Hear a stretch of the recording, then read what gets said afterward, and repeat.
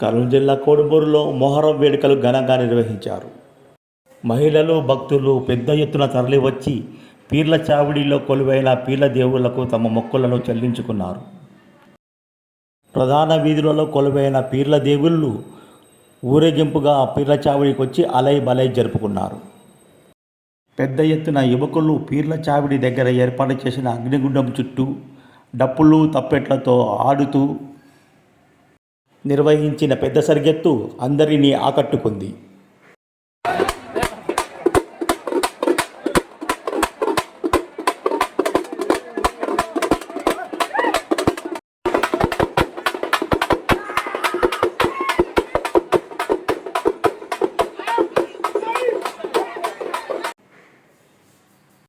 ప్రధాన పీర్ల దేవుళ్ళైన గోకర్మయ్య స్వామి, చిలకలయ్య, ఇమాం కాసిం, మద్రసా వలులకు పురవీధుల గుండా తప్పెట్లతో భారీగా ఊరేగింపు నిర్వహించారు.